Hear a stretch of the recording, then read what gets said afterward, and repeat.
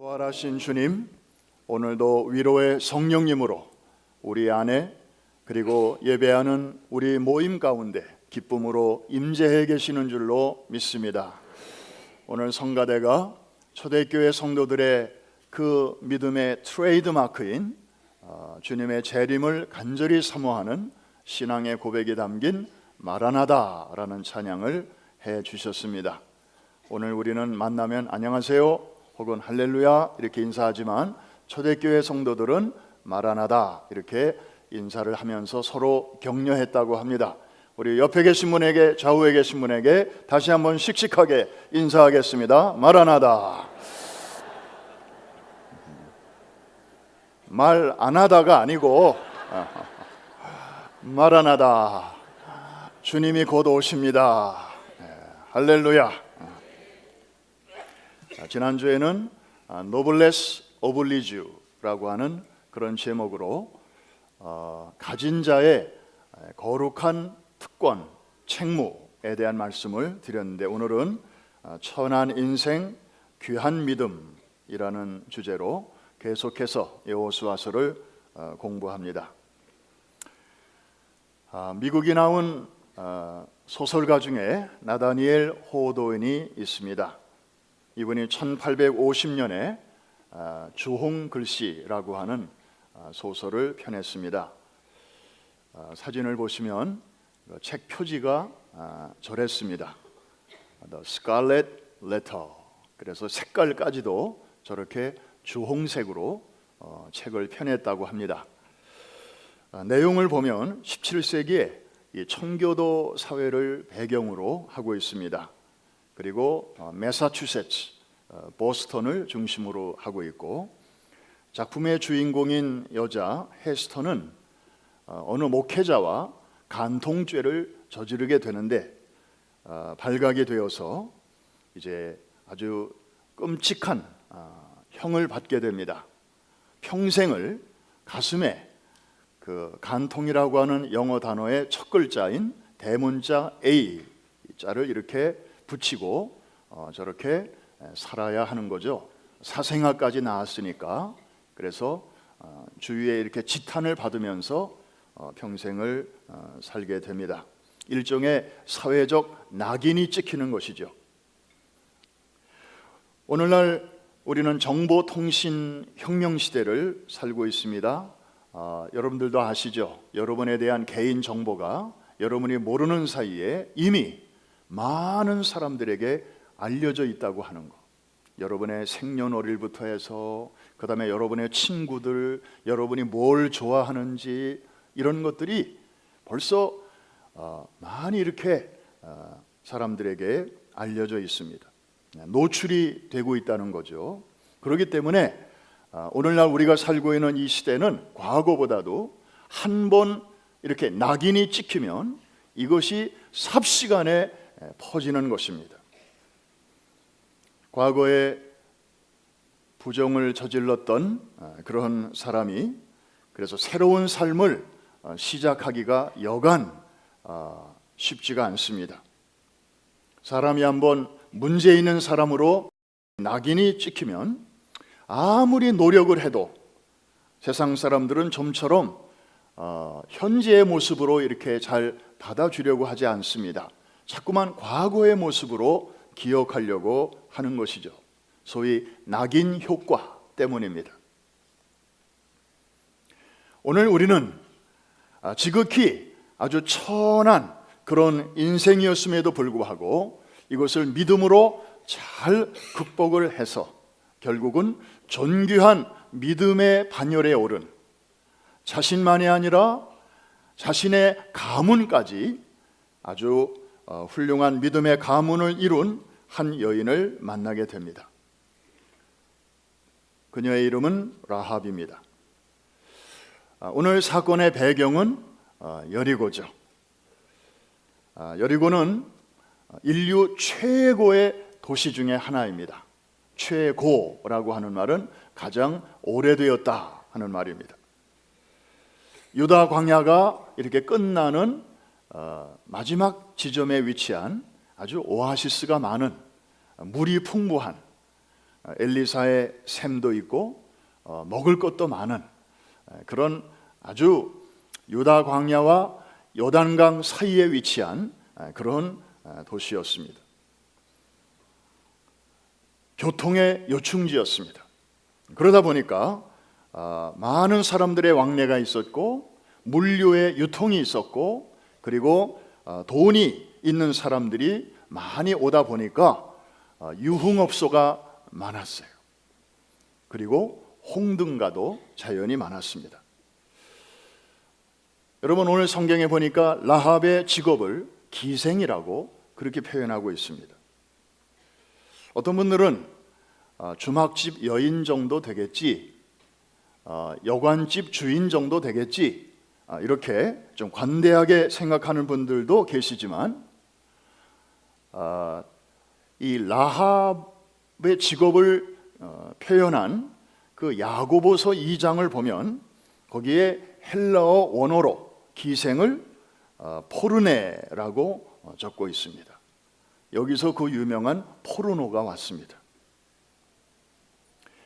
그래서 영어 성경에는 아까 우리 자녀가 읽어줬습니다마는 이 기생을 가리켜 prostitute, 우리말로 말하면 매춘부 혹은 창녀, 그런 뜻입니다. 다시 말해서 라합은 이 여리고 성에서 남자들을 상대로 몸을 팔아서 생계를 유지하는, 한마디로 도시의 윤락 여성이었다, 이 말입니다. 그러니 얼마나 사회적으로 이렇게 천대를 받고 심지어 가족들에게서까지 아마 멸시를 당했을 것 같습니다. 그런데 오늘 사건은 여호수아가 파송한 이스라엘의 정탐꾼 2명이 이제 여리고 성 안으로 잠입을 해서는 하필이면 바로 이 라합의 집으로 들어갔다는 것입니다. 왜 그랬을까? 왜 하필이면 여기를 선택했을까?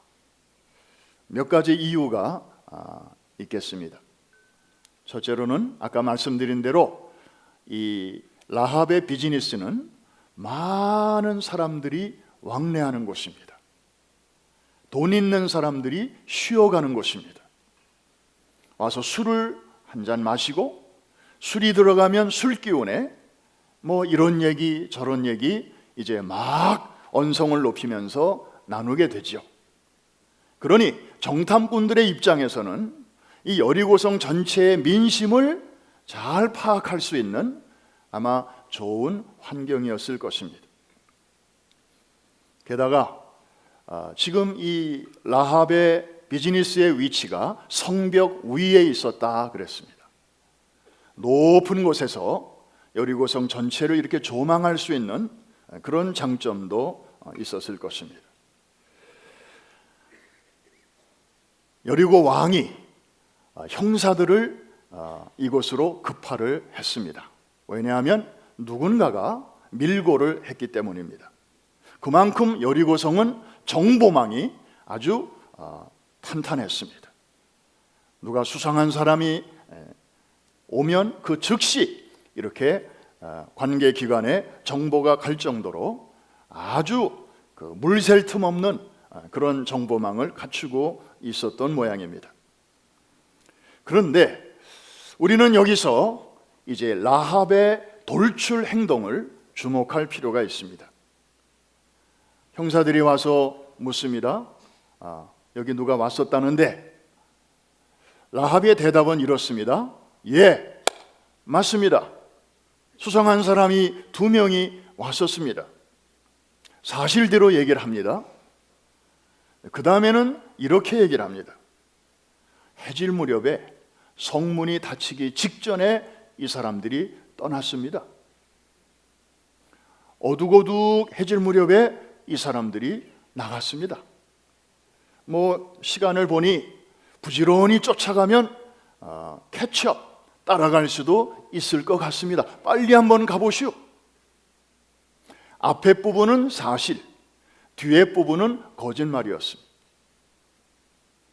이 라합은 이 2 사람을 지붕 꼭대기에다가 감춰놓고 숨겨주었는데 그들을 보호하기 위해서 소위 선의의 거짓말, white lie까지 하면서 그들을 보호해 주었습니다. 사실 여리고 민족의 관점에서 볼 때는 이 라합은 참으로 위험한 짓을 한 것입니다. 이스라엘 백성들이 이 성을 무너뜨리기 위해서 지금 준비하고 있는데, 다시 말하면 적군의 첩자를 보호해 준 것입니다. 자연스러운 행동은 아니었습니다. 이 정탐꾼들을 왜 살려주었을까? 왜 라합이 그렇게 했을까? 이것이 이제 우리의 퀘스천입니다. 두 가지 비결이 여기에 나오고 있습니다. 첫째로는 믿음입니다. 한번 따라해 주시기 바랍니다. 믿음. 누구에 대한 믿음이었을까요? 하나님에 대한 믿음이었습니다. 사실 라합은 유대인이 아니고 이방 여인이었습니다. 하나님을 안 적이 없습니다. 하나님을 만난 적도 없고, 하나님이 행하신 일에 대해서 이스라엘 백성들처럼 목격한 적도 없습니다. 그럼 어떻게 이 여인이 믿음을 갖게 되었을까? 사실 여러분처럼 이렇게 매주 설교를 듣는 것도 아니고, 성경 공부 한 적도 없고, 에클레시아 더더욱 갔다 온 적이 없고, 그런데 이 믿음이 어디서부터 시작이 되었을까요? 아까 말씀드린 대로 자기 집에 수많은 손님들이 왔다가 가는데, 그들이 와서 이 말 저 말을 이제 술김에 막 쏟아 놓을 때마다 라합은 들었습니다. 소문으로 들은 것입니다. 야훼 하나님이라는 신이 있는데, 그가 자기 백성 곧 이스라엘 백성을 애굽이라고 하는 세계 최대의 제국에서 400년 동안 종로로 타던 저 민족들을 어떻게 자유케 했는지, 10가지 재앙을 쏟아부어서 그 애굽 왕의 코를 납작하게 하고 저들을 그 무시무시한 압제에서 건져내었는지, 그리고 그들이 홍해를 어떻게 육지같이 건넜는지, 그 이야기는 그 일대에 바닥에 퍼졌습니다. 그리고 뒤늦게 추격해 오던 바로의 군대들과 마차들과 군사들을 그 동일한 홍해에서 그 여호와라고 하는 신이 어떻게 저들을 몰살시켰는지, 그래서 자기 백성은 구원해내시고 원수들은 심판하시는 그 하나님에 대한 소문을 라합은 듣고 있었던 것입니다. 그리고 광야에서 40년 동안 그 하나님이라는 신이 어떻게 자기 백성을 인도하셨는지, 그리고 가장 최근에는 이 요단 동편에 있는 아모리 족속의 두 왕 시혼과 옥, 그리고 그의 군대를 어떻게 하나님이라는 신이 전멸시켰는지, 오래된 소식 그리고 최근의 소문까지 라합은 듣고 있었던 것입니다. 오늘 본문 9절부터 11절까지가 그것을 우리에게 말해주고 있습니다. 같이 한번 보실까요? 9절은 제가 읽겠습니다.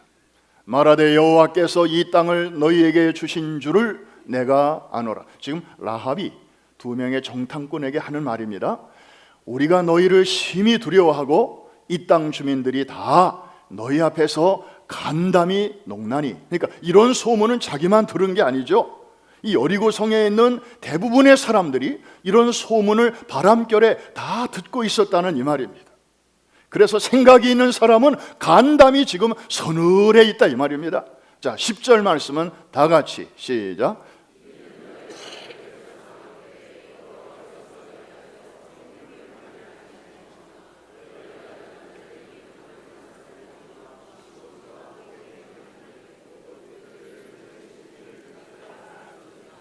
11절까지 다 같이 우리가 듣자 곧 마음이 녹았고 너희로 말미암아 사람이 정신을 잃었나니 너희의 하나님 여호와는 위로는 하늘에서도 아래로는 땅에서도 하나님이시니라.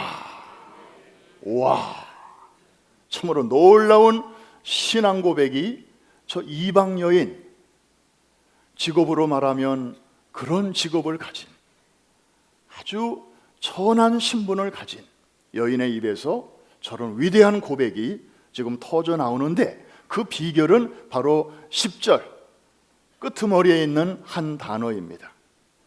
저 끄트머리 빨간 글씨만 한번 따라해 주십시오. 들었음이니라. 어떻게 했다고요? 들었음이니라. 여러분 뭐 생각나는 귀절 없습니까? 믿음은 들음에서 오는 것입니다. 할렐루야. 그래서 아기가 태어나면, 우리 어제 첫돌 지난 빈센트도 왔습니다마는, 아기가 엄마 뱃속에서 나오자마자 제일 먼저 열리는 감각이 저는 후각인 줄 알았어요. 그래서 엄마 냄새를 알고, 그래서 엄마 품을 그리워하고, 그래서 편한 줄 알았는데 의사 선생님들의 말씀 들어보니까 여기가 제일 먼저 열린대요. 사실 그러고 보니까 엄마 뱃속에 있을 때부터 이 아이는 엄마의 심장의 고동 소리를 듣고 있는 것입니다. 태어나기도 전에. 그래서 태어나서도 이게 제일 먼저 열리는 거예요. 그리고 연세 많으신 분들이 이 세상을 떠날 때에도 가장 최후로까지 열려 있다가 가장 마지막에 닫히는 것도 이 청각이라고 합니다. 그래서 의사들이 이렇게 순회 진료를 하다가 이분은 오늘 넘기기 힘들겠다고, 이미 의학적으로는 끝났으니까 자기들끼리 오늘 넘기기 힘들겠구만 라고 얘기를 했는데, 이 환자가 나중에 기적적으로 깨어났어요. 그래가지고 젊은 의사를 막 야단쳤다는 거 아닙니까? 내가 죽은 줄로 알고 막 그런 말을 했지? 그래서 우리 목회팀들이 신방을 가면요, 의사들은 뭐 그냥 이렇게 비관적으로 얘기를 해도 끝까지 우리가 찬송 부르고, 그리고 귀에다가 하나님의 약속의 말씀을 크게 읽어주고 선포하고, 그리고 기도하는 것은 하나님께서 창조주가 우리를 몸을 그렇게 만드셨어요. 그래서 한 사람이라도 더 복음을 듣고 구원에 이르기를 원하시는 아버지의 마음이 이런 배려로 나타나게 된 줄로 믿습니다. 이 라합은요, 이 소문을 계속 들으면서 어느새 믿음이 생긴 것입니다. 사랑하는 성도 여러분, 여러분도 오늘 많은 말씀을 들으면서 사시죠. 그래서 우리가 예배가 왜 중요합니까? 예배는 모든 순서 하나하나가 다 중요합니다. 어느 게 특별히 중요한 거 없어요. 다 중요한 거예요. 그 중에서도 이 설교 시간이 중요한 이유는 하나님의 말씀을 여러분들이 듣는 시간입니다. 주일 예배도 듣고, 금요 예배도 듣고, 목장 예배도 듣고, 아멘 하실 때까지 합니다. 새벽 예배에서도 말씀 듣고, 운전하면서도 방송으로 듣고, 핸드폰으로도 설교 말씀 듣고, 들으면서 아유 나는 돌아서면 잊어버려, 아유 나는 뭐 그래서 그냥 헛거야, 뭐 비포와 애프터가 똑같은 것 같아. 여러분은 그렇게 느끼실지 모르지만 하나님은 그렇게 말씀 안 하셔요. 옛날에 콩나물 기를 때 물 쫙 부으면 쫙 빠져요. 그 다음날 또 물 쫙 부으면 쫙 빠져요. 저 어렸을 적에 왜 어른들은 저렇게 헛된 일을 자꾸 매일같이 하나. 그런데 며칠 후에 보면 콩나물이 쑥 소리 없이 자라듯이 우리도 하나님의 말씀을 듣고 또 듣고 들으면서 우리는 못 느끼지만 하나님 앞에서 여러분의 믿음은 쑥쑥 자라게 되는 줄로 믿습니다. 라합이 증인이에요. 라합은 직업상 많은 사람들이 자기네 가게를 왔다 갔다 하면서, 그리고 술 한잔 걸치고 그냥 자기들이 하고 싶었던 얘기, 들은 얘기, 거기서 그냥 막 짓거리는 이야기를 이 여인은 들었습니다. 그러면서 어느새 믿음이 생긴 것입니다. 그런데요, 진짜 중요한 부분은 그 다음입니다. 많은 사람들이 다 같이 들었는데 그렇다고 해서 라합처럼 행동한 건 아니거든요. 어떻게 해서 라합은 그 하나님의 보내신 사람들을 숨겨줄 생각을 했느냐 하는 것입니다. 여러분, 이거는 절대로 자연스러운 행동이 아닙니다. 너무나 위험한 행동입니다. 들키기라도 하면요, 어떻게 될까요? 이미 이 라합은 사회적으로는 낙인 찍힌 여자입니다. 매춘부입니다. 창녀입니다. 그렇게 거룩한 여인이 아닙니다. 자기 남편도 없잖아요. 그냥 낳아주신 부모, 형제는 있을지 모르지만 결혼도 안 했어요. 게다가 들키기라도 하면 이제 매국노, 민족 반역자, 자기만이 아니라 자기의 가문, 자자손손까지 그런 또 하나의 무시무시한 낙인이 찍힐지도 모르는 그런 상황. 아마 라합은 사회적인 낙인이 얼마나 무서운가를 누구보다도 이미 잘 알고 있었을 거예요. 자기 직업상.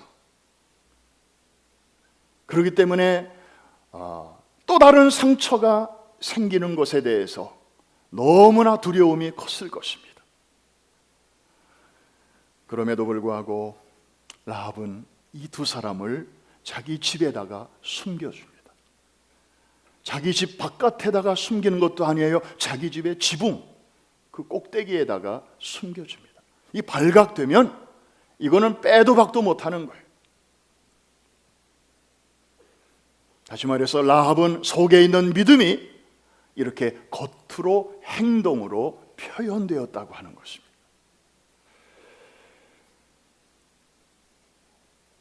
그 결과 성경에는 라합이 두 군데에서 동시에 소개되고 있는 유일한 사람으로 등장하고 있는데요.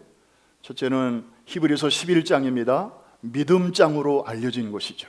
믿음이 중요하다. 이런 사람들은 다 믿음으로 이렇게 한 것이다. 히브리서 11장 31절 같이 한번 읽겠습니다. 시작. 믿음으로 기생 정탐꾼을 평안히 영접하였으므로 순종하지 아니한 자와 함께 멸망하지 아니하였도다.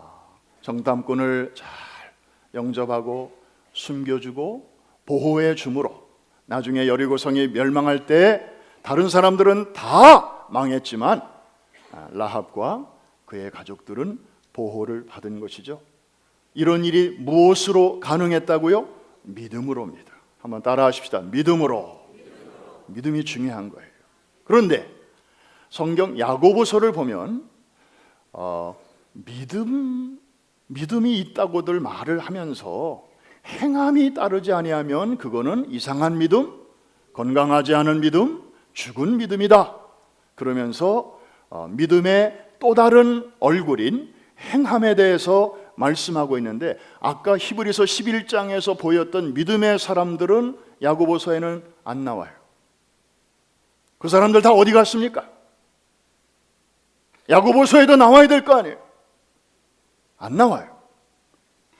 딱 한 사람, 히브리서 11장에 나왔던 사람 중에 딱 한 사람 야고보서에 나옵니다. 우리 2장 25절, 26절 두 절 같이 한번 읽겠습니다. 시작.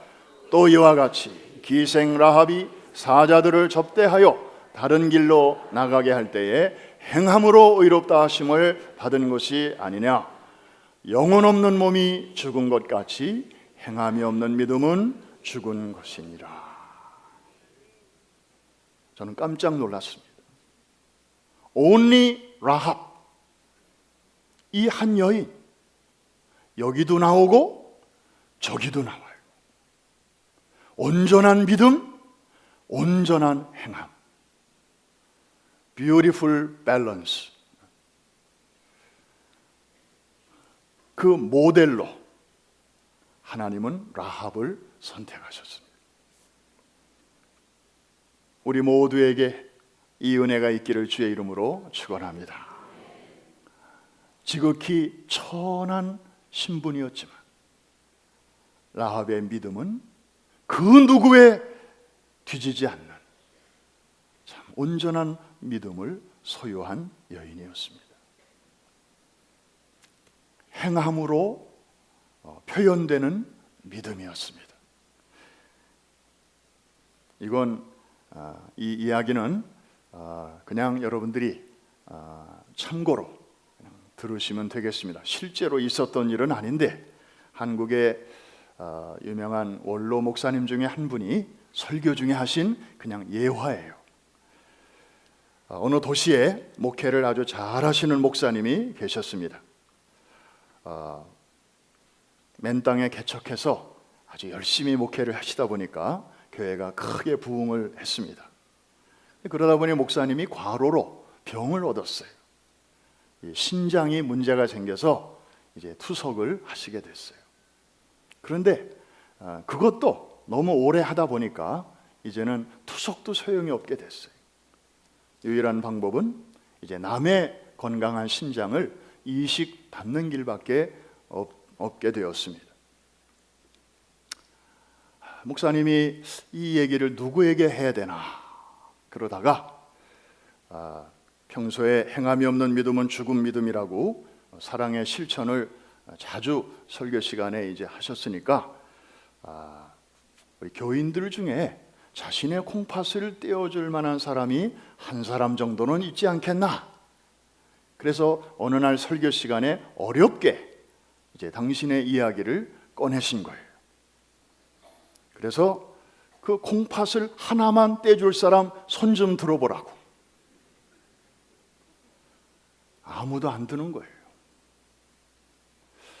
그래서 좀 어색한 시간이 조금 흐르는데 맨 앞줄에 앉은 거기는 수석 장로님이 계셨는가 봐요.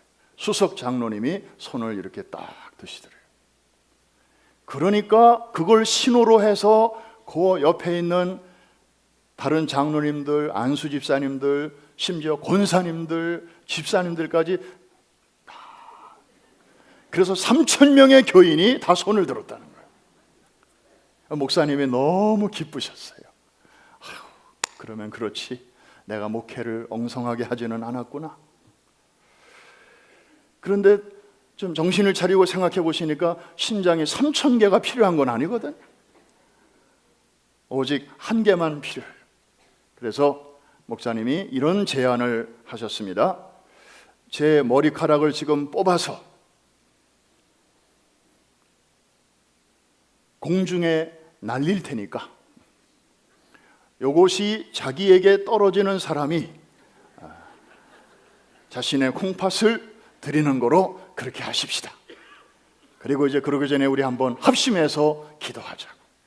그래서 주여 삼창 시켜놓고 이제 목사님은 머리 하나 뽑고, 그리고 이제 사람들이 얼마나 뜨겁게 기도를 하는지. 목사님이 기도하시다가 지금쯤이면 당첨자가 나올 시간이 됐는데 안 나오는 거예요. 그래서 목사님이 눈을 뜨고 이렇게 상황을 파악해 보니 사람들이 기도를 하면서 실눈을 싹 뜨고 머리카락이 자기 쪽으로 이렇게 오면 주여 아멘 믿습니다. 그래서 이 머리카락이 가라앉을 새가 없다는 거예요. 계속 떠다니는.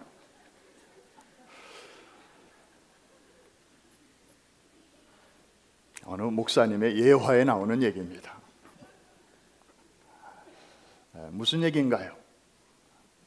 사람들이 마음속에는 다 있어요.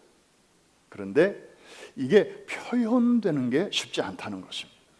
막상 나의 일로 이걸 받아들이는 것은 또 다른 이야기라는 거죠. 뭐 나야가라 폭포 얘기도 다 그런 얘기 아니겠어요? 옛날에 실제로 있었다고 그러잖아요. 나야가라 폭포에 밧줄을 해놓고 장대를 하나 들고 왔다 갔다 한 사람의 이야기. 그래서 그때 사람들이 그걸 보고 박수를 치고 환호를 했습니다. 어떻게 사람이 저런 걸 할 수 있냐? 그랬더니 이 사람이 또 제안을 했대잖아요. 여러분, 이번에는 제가 아이를 안고 한번 갔다 오겠습니다. 그랬더니 사람들이 아까보다 더 큰 박수를 막 치는 거예요. 그때 부모들이 애들하고 휴가차 나야가라 폭포에 막 왔었는데, 그래서 이 사람이 제안을 합니다. 그러면 여러분 중에 아이 하나 좀 보내주시죠. No, 우리 애는 안 돼요. 남의 이야기라고 할 때는 다 그렇게 할 수 있으리라고 환호를 보내고 그렇게 해보라고. Not my child. 우리 애는 안 돼요. 여러분, 사람이 속에 있는 그 생각 혹은 믿음, 이것이 바깥으로 표현될 때는 이게 좀 차이가 있다는 거죠. 이게 밸런스를 유지하기가 쉽지가 않은 것입니다. 하버드 대학의 사회학 교수인 하비 칵스는 오늘날 우리는 복음이 기독교인들에 의해서 무효화되어가는 세상을 살고 있다. 여러분 잘 들으십시오. 불신자, 비기독교인들에 의해서 그렇게 되는 것이 아니고 스스로 크리스찬이라고 생각하는 사람들에 의해서 복음이 무력화, 무효화되어가는 그런 세상을 살고 있다. 뭔가 신앙과 일치되지 않는 행동을 하면서 살아가는 세속에 있는 사람들에게 그런 모습으로 비춰지는 크리스찬들이 너무 많기 때문에, 그런 사람들 때문에 원래는 그렇지 않은 복음의 의미와 가치가 계속 퇴색되어 가고 있다는 것입니다. 정말 우리는 쉽지 않은 시대를 살아가고 있습니다. 많이 알고 있는 것으로 믿음이 증명되는 시대가 아니라 하나님이 정말 원하시는 사람은 작게 알고 있을지라도 그 믿음대로 사는 사람, 하나님께서 찾으시는 한 사람인 줄로 믿습니다. 세상이 원하는, 만나보고 싶어하는 바로 그 한 사람인 줄로 믿습니다. 말씀을 마치면서 영화 The Sound of Music의 공동 작사 작곡자인 오스카 해머슈타인 2세는 이런 말을 남겼습니다. 한번 영어 원문을 보시면, 종은 누군가가 그것을 울리기 전까지는 종이 아직 아니다. 그리고 노래도 누군가가 그것을 부르기 전까지는 아직 노래가 아니다. 사랑도 당신이 그것을 누군가에게 표현하고 베풀기 전까지는 진정한 사랑이 아니다. 우리는 여기에 오늘 하나를 더해 봅니다. 믿음은, 그 다음에는 여러분이 한번 속으로 해보시죠. 믿음은, 속으로, 그것이 무엇으로 표현되기 전까지는, 행함으로 표현되기 전까지는 온전한 믿음이 아니다. 여러분, 왜 하나님이 저와 여러분을 벌써 데려가지 아니하시고 이 문제 많고 그리고 도전이 많은 이 미국 땅에, 이 뉴욕에 우리를 이렇게 아직도 남겨두시는 것입니까? 여러분의 친구들 중에는 벌써 유명을 달리한 친구들 많이 있지 않습니까? 그런데도 왜 하나님이 나를, 우리를 왜 아직도 이곳에 남겨두시는 것입니까? 해야 할 일이 있기 때문이죠. 바로 우리 속에 있는 믿음을 끄집어내어 주변에 있는 사람들에게 그것을 표현할 수 있는 시간을 우리에게 주시는 줄로 믿습니다. 라합처럼. 여러분, 저는 이 다음에 천국에 가면 라합을 만나볼 생각을 하니 설레이기도 하고 동시에 또 하나의 감정이 이렇게 확 오는데 부끄러울 것 같습니다. 라합은요, 우리처럼 이렇게 좋은 기독교적 환경도 아니었어요. 성경? No Bible. 예배? No 예배. 하나님에 대해서는 소문으로 바람결에 그냥 들었을 뿐이에요. 그런데도 믿음이 생겼고, 그리고 그 작은 믿음을 가지고 맥시멈으로 행동으로 옮긴 것입니다. 발각되면, 들키면 자신에게 감당할 수 없는 어마어마한 사회적 낙인, 정말 불명예스러운 낙인이 자기만이 아니라 자자손손 가문에 그냥 덮어 씌울 것을 알면서도 그녀는 민족주의의 한계를 신본주의로 극복한 여인이었습니다. 최소한의 믿음을 가지고 최대한으로 일했던 여인. 나는 이렇게 풍족한 정보와 이렇게 정말 자유로운 기독교적 환경 속에서 많은 걸 받았고 많은 걸 누리고 있으면서도 나의 믿음의 행동은 지금 하나님 앞에서 또 세상 속에서 지금 어떻게 표현되고 있는가? 이거 우리 고민해야 됩니다. 그냥 우리끼리 예배 드릴 때만 할렐루야 그러고 밖에 나가면 아무 소리 못 내고, 여러분 사실 우리가 우리끼리 모여 있을 때는 그냥 뭐든지 다 할 수 있을 것 같아요. 약간의 거품 효과도 있다고 봐야 돼요. 다들 하니까 나도 그냥 주여 하고, 다들 찬송 부르니까 나도 그냥 찬송 부르고. 그런데 진정한 우리 믿음의 수준은 여기서가 아니라 예배 드리고 바깥에 나갔을 때, 믿지 않는 자들과 섞여 있을 때, 거기서 드러나는 여러분의 말과 행동이 여러분의 진정한 믿음의 수준이라는 사실을 기억하시기를 바랍니다. 표현되어야 합니다.